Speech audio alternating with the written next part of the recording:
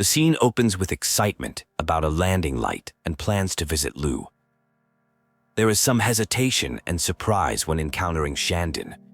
The atmosphere is festive during the Phantom Thief celebration. There are concerns about disturbing Futo, who has been getting used to priestly attire and considering changing clothes. As a best friend, there is worry about Futo's well-being and a desire to help improve their mood through new clothes. There is genuine appreciation for Shanrin's help in getting new clothes made by a Fontaine tailor, though it was actually done in Rinwake. The conversation reveals work-related troubles at the Royal Shrine. Despite being busy with the Phantom Festival, there is encouragement to take breaks and enjoy the festivities. Plans are made to meet up later after completing some errands. The festival features special stalls, including one for celebratory letters and Kiti Gosen dragon birds. There are 12 types of Koiwa gates, including Tobatsu Bishaman, which serves as a merchant's lucky charm. The discussion highlights the historical significance of these cultural elements. An introduction occurs between travelers, Xiangling and Runhiko, a craftsman from the Crafts Association in Jinjin Valley, who is helping with festival preparations. Runhiko expresses excitement about meeting them, particularly due to their connection to Manodo dishes. The conversation shifts to discussing the legendary Hachikisan, 8 hermits, and the story of Tote, a demon tree involved in the Demon War. This historical tale involves the boundary between life and death in Liyue and how the 8 hermits helped manage supernatural threats.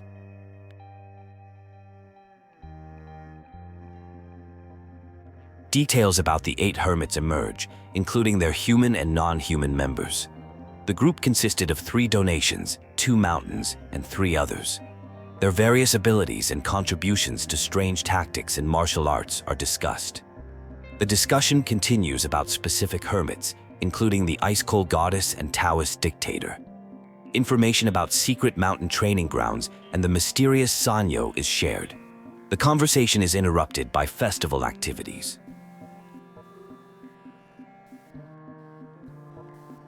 Plans are made to visit the Royal Shrine, possibly to meet with Futo. The journey leads to admiration of the shrine's tower design and construction. A discussion about funeral arrangements takes place, focusing on keeping the ceremony modest and not too flashy to respect both the neighborhood and the preferences of the deceased grandfather. The decision is made to only use paper clothing as offerings, aligning with the family's wishes.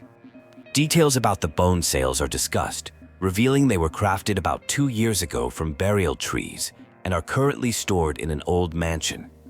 The material choice is praised for being resistant to insects and decay. The ceremonial layout is planned, including specific details about roof placement, curtains, silk seating arrangements, and decorative elements.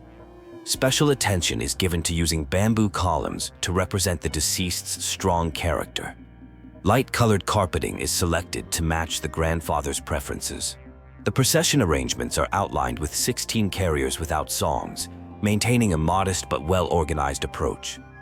Various ceremonial items are specified, including white and red bills, gold ornaments, and specific ritual tools. The design for ceremonial boards and canopies is discussed in detail. An octagonal board with corner decorations and red canopy is planned, along with white canopies for various emperors. Special embroidery patterns are chosen to bring good fortune to successors. The conversation shifts to discussing family matters and preparations for additional ceremonies. There is mention of postponing some decisions regarding an uncle's case, showing consideration for proper timing and family priorities. A mysterious subplot emerges involving a black-haired girl from the Valley of the Gods. Strange occurrences are noted, including the presence of unusual party dolls and concerns about inherited supernatural abilities. A serious situation is revealed regarding a grandfather who has fallen into a coma. Despite consulting numerous doctors, no one can identify the illness. The family explores both medical and spiritual solutions, including demon extermination specialists. The story takes a darker turn as it is revealed that both Timayos and the grandfather are experiencing accelerated aging, a mysterious condition that even skilled healers cannot fully understand or treat. This appears to be connected to recent visits to a police station and possibly to demonic influences.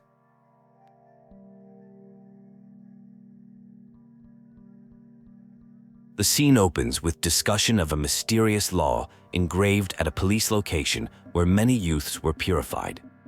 There is debate about whether this relates to remaining demon forces or has another cause. Plans are made to investigate the police station for clues after collecting medicinal herbs. The group discusses heading back to check on family and investigate a grandfather's room. There are reflections on limited interactions with the grandfather in his final years when he struggled to even speak. The mood is somber but hopeful as they plan to gather for a meal together once things settle down.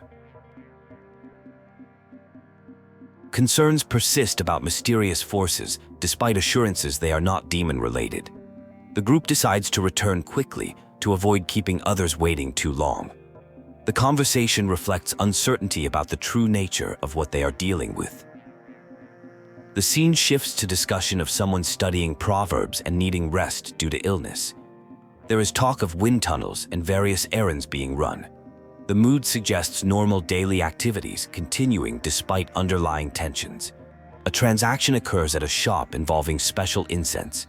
The temporary shopkeeper helps locate an uncommon type of lucky incense. This interaction reveals connections to prominent families and hints at larger events involving martial arts competitions. The focus turns to a mysterious object found at the shop, possibly belonging to someone named Ryan. There is debate about its true nature and purpose, with concern about potential misuse leading to a decision to return it quickly.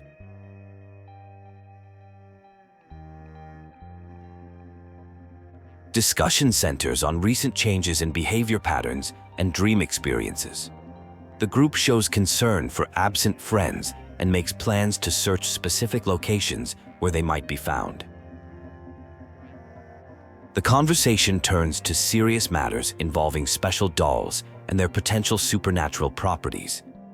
There are references to past incidents and rumors about their true nature and capabilities. Revelations emerge about the true nature of certain items and their connections to trusted individuals. The group expresses relief about misunderstandings being cleared up while showing continued concern for absent friends. The scene concludes with philosophical discussions about friendship and trust. Despite earlier tensions, there is a sense of hope and understanding about moving forward together. Plans are made for future gatherings and activities. A discussion begins about Mecho and Gencho, which appears to be a swallow with special characteristics. According to legend, this creature has mysterious abilities and tends to appear unexpectedly. The conversation touches on its significance and unique traits. The story shifts to talk about someone using special techniques and their connection to traditional practices. There are mentions of their dedication and deep commitment to these methods. The discussion wraps up with clarity about the nature of these special xiangling. The scene changes to a mealtime situation. Everyone is encouraged to eat together despite some initial hesitation. Someone named Xiangling offers food, which creates a warm atmosphere. The hunger is evident as the delicious smells make everyone's stomachs growl. The mood becomes more upbeat as people explore a lively area. Someone expresses amazement at the beautiful surroundings. They decide to take action, feeling encouraged by the positive atmosphere. The environment is described as incredibly vibrant and welcoming. Gift-giving becomes the focus as various items are distributed, including teacups, accessories, and special tea leaves bought from different locations. The tea is particularly noteworthy, having been carefully selected for its quality. Everyone shows appreciation for these thoughtful presents.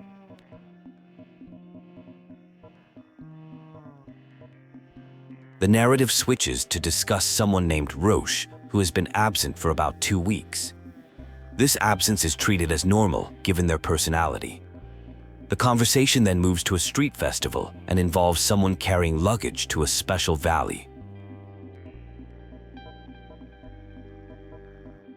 The story takes a serious turn as concern grows about Nana, who went out to gather herbs but hasn't returned as scheduled.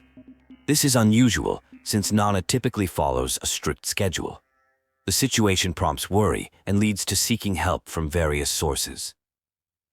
A character named Yilan appears and warns others about danger in the area.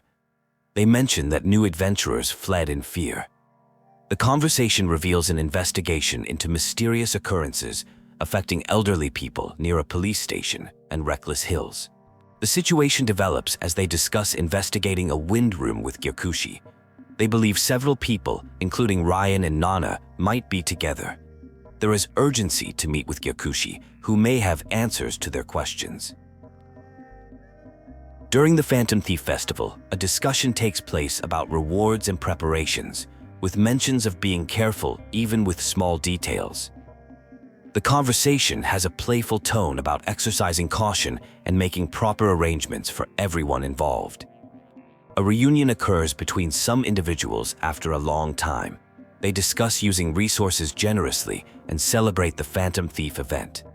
The atmosphere is casual and friendly as they catch up with each other. A serious situation is revealed involving people trapped in the Church of Life and Death in Liyue. Strange symptoms were noticed among police officers a month prior, leading to investigations of mysterious signs on a hill. The Hollow Lord had visited multiple times before disappearing. A rescue mission is being organized for those trapped in the church. The situation is deemed too dangerous for solo attempts, requiring careful planning and teamwork. The group discusses strategy and proper approaches to the rescue operation. Information about 4 important gates, Holy, Capital, Teaching, and Show, is shared. Their locations and guardians are discussed, with considerations about seeking help from legendary deities if the situation worsens. The potential cost of summoning gods is mentioned. The group prepares to enter the mysterious church despite its dangers.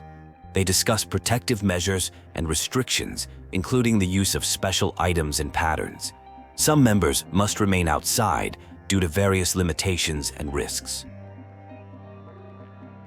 The team explains how to locate and enter the church by tracking anomalies in the 4 seasons energy.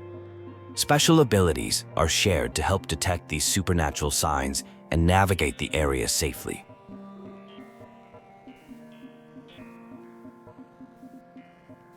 Inside the church, they encounter Nana struggling with sleepiness. Ryan uses reverse psychology to keep Nana awake. The group faces challenges including demons and shifting spaces while trying to find an exit. The rescue operation succeeds, but leaves everyone exhausted. They discuss taking Nana to safety and completing remaining missions. The team shows concern about various constitutional effects on different members. The mission concludes with discussions about timing and responsibility. They reveal that the church requires periodic cleaning every few years or even centuries. The conversation reflects on the severity of the situation compared to past events. A discussion takes place about unusual events at a church related to the 4 seasons. There are signs of disturbance, but no traces of an abyss. The church seems to have connections to concepts of life and death, similar to the land of Nada Yagami. The stone book acts as a barrier between life and death. If it collapses, the worlds could reverse like they did thousands of years ago, causing chaos where life and death mix. This presents a serious problem that needs addressing. 4 out of 7 gates have been located within the church. These gates are connected through blood veins and are crucial to maintaining balance. The 8 gates represent important concepts: life, death, rest, opening, guidance, protection, vitality, and a secret power.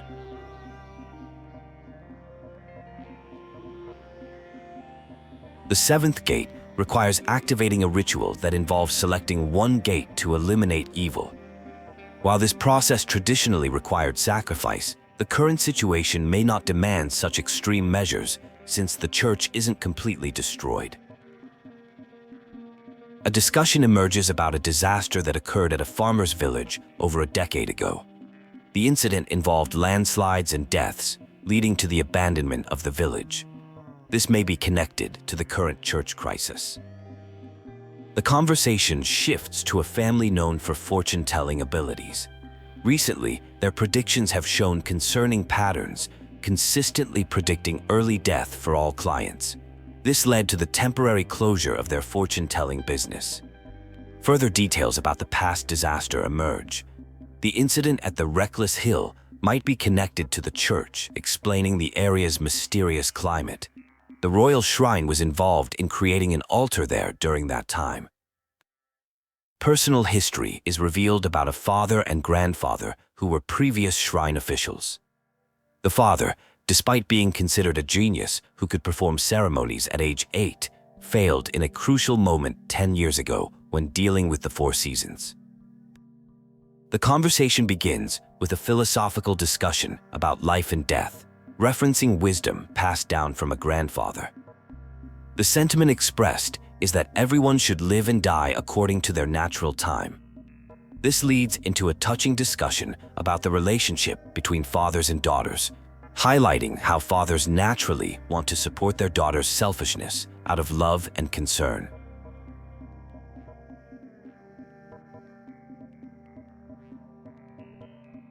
The discussion shifts to a developing situation involving 4 seasons and multiple gates. There are reports of increasing cases and mysterious appearances. A plan is revealed to use sesame bombs and special treasures to address the situation.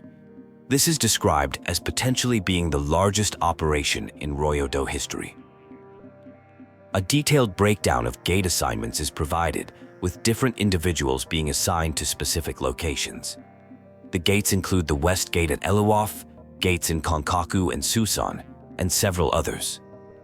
The total count surprisingly comes to 9 gates instead of the expected 8, causing some concern among the group.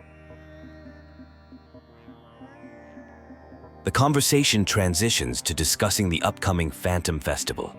Due to time constraints, alternative plans are made to distribute Yoshihin lines to friends as a way to still participate in the festival spirit. This shows thoughtfulness in wanting to include everyone despite the busy schedule. A meaningful exchange occurs at the police location, where special items representing peace and harmony are distributed. These items carry deep symbolic meaning about healing, prosperity, and the connection between heaven and earth. The discussion touches on hopes for everyone's well-being and the importance of staying safe. The scene moves to interactions with various characters, including Lucky Teacher and others. More Yoshihin lines are distributed, each with specific meanings and well wishes for the recipients. There's discussion about upcoming ceremonies and spiritual events, with some concern about potential dangers. A lighter moment occurs with a performance of the Liyue drama Lunch Jump, showing a more playful side to the proceedings. This leads to promises about future meetings and celebrations, emphasizing the importance of keeping commitments to friends. A lively discussion begins about returning to the royal shrine together. There is talk of special gifts being exchanged, including a mysterious mark related to treasure that would allow someone to acquire plenty of Mora currency to spend on food and treats. The excitement is palpable as gifts are shared among friends. A significant moment occurs when a special plum branch is presented as a gift. This branch comes from a personally planted tree and is meant to serve as a memento, allowing people to remember each other when apart. The gift carries emotional weight as it represents the bonds between friends who may not be able to meet easily in the future. A discussion ensues about a special pattern called Kiti Gosen, which depicts a legendary battle. While the battle may not be historically accurate, it is believed to have protective powers for Kuto. The pattern holds cultural significance and becomes an important protective charm. A philosophical discussion takes place about various threats and how to handle them. Soldiers being stopped by generals, water being blocked by soil, and demons being burned by flames. A legendary team is mentioned, marking a first-time occurrence, that brings uncertainty about future events. News arrives about human law and sacrificial requirements. A complex situation involving the Hachimon-Shichimon team and their use of terrain power is discussed. The rules of mountains and earth apparently require one sacrifice, creating a serious dilemma for those involved. The Phantom Festival begins with an opening ceremony. There is hope expressed for someone named Futo to return safely and join the celebrations.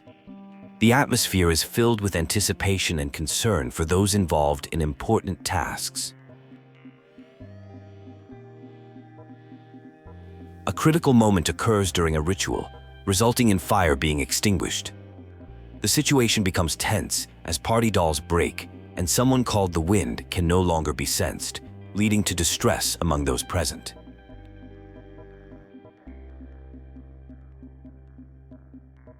Important promises are made regarding future meetings and reunions.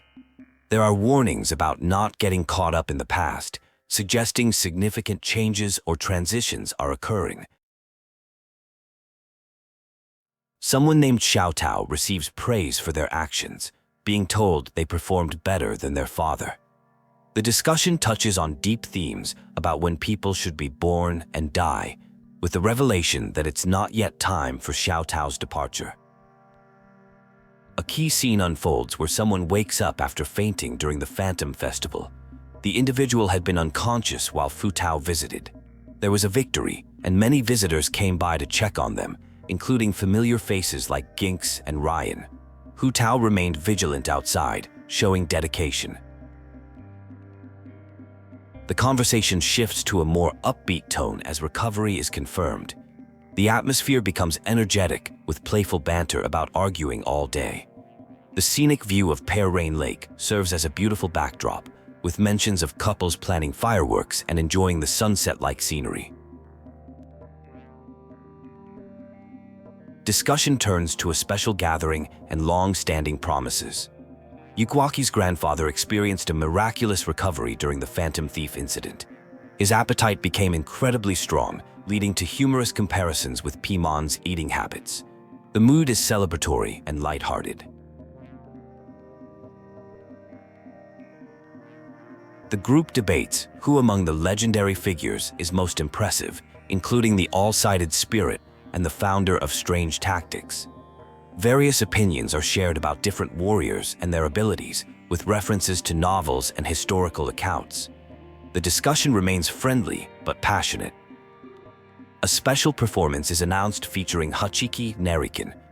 The atmosphere builds with anticipation for this musical event.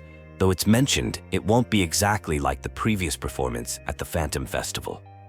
The crowd appears excited for this entertainment.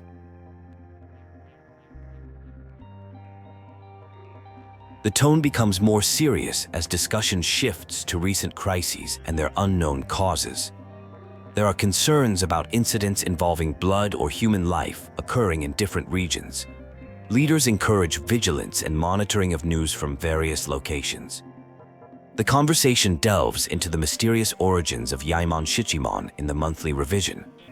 A bill appeared unexpectedly at Tarakadai, with even experts unable to trace its source. This leads to theoretical discussions about crisis management and treasure protection throughout Liyue. The focus shifts to discussing a significant figure from Royo Doe, reflecting on their achievements and growth. The discussion touches on relationships between different factions and historical conflicts, highlighting how previous enemies have become allies through diplomatic efforts. A discussion takes place about names and their meanings. The name Tao is discussed, which uses the characters for wind and is written with an Old Moon character. There is some playful debate about whether this name has connections to Thailand or if it is Huto, with the conversation maintaining a light and casual tone. Talk shifts to tea, specifically Kisan-Lega tea that was brought back. The tea is noted as being unusual and special, with hopes expressed about enjoying more delicious tea in the coming year. Everyone agrees this will definitely be possible. The conversation moves to events from the Phantom Festival night. Someone recounts how they waited for two people to return while preparing food and chairs, but ended up going to bed when they didn't show. They had a strange dream about someone singing with a peach branch, but couldn't move or speak in the dream. The mood lightens as pictures are shared, bringing joy to those present. There is encouragement about overcoming difficulties, with confident assertions that even when things don't go as planned, good fortune will follow. The speaker is praised as a hero who handles challenges well. Discussion turns to annual Phantom Thief traditions, including gift-giving and congratulatory letters. Special mention is made of beautifully handwritten characters that are highly valued by business partners. Despite some minor setbacks with scratched letters, the overall tone remains positive about future celebrations.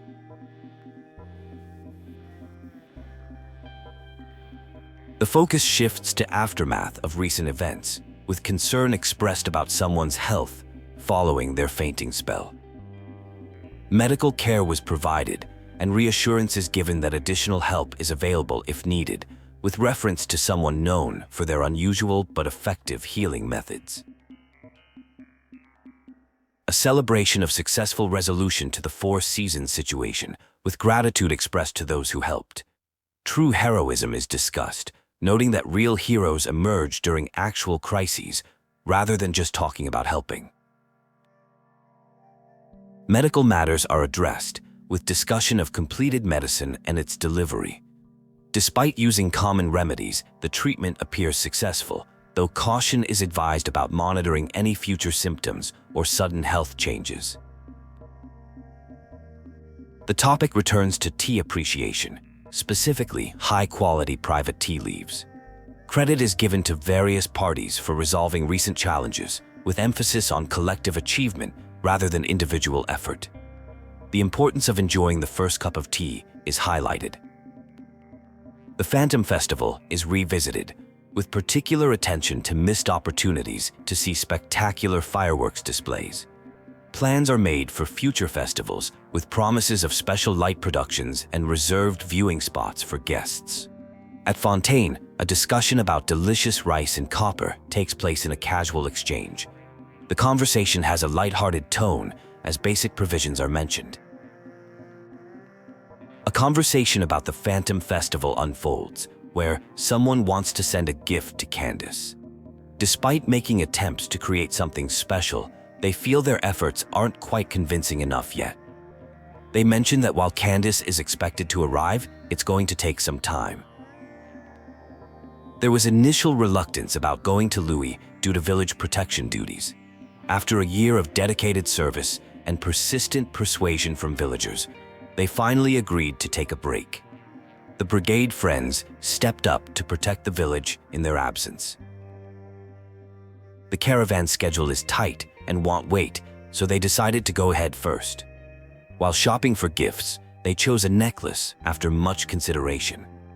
The Phantom Thief Festival tradition includes giving special celebration letters with gifts. The celebration letter turns out beautifully, receiving appreciation and thanks. A promise is made to return the favor back at the village. Plans are made to create another celebration letter to accompany the necklace for Candace. Liyue is planning to visit the Evidence Village, known for its amazing scenery and tea production. There's a desire to create celebration letters for villagers, but time constraints due to packed schedules are making it challenging. The conversation shifts to discussing vacation policies. Someone was required to take mandatory time off according to Ibute regulations, despite initially forgetting to take any breaks throughout the year.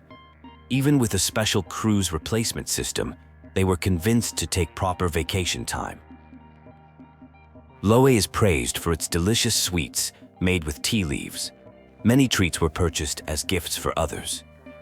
There's interest in learning how to create proper celebration shapes to accompany these gifts, following local customs. The gifts and celebration shapes receive positive feedback. Concerns about training schedules and physical fitness tests at Fontaine are raised, showing dedication to maintaining standards even while away. The scene concludes with excitement over beautiful creations at the Phantom Festival. Someone proudly shows off their hard work, claiming it to be the most beautiful contribution to the festival. The enthusiasm and pride in their accomplishment is clearly evident.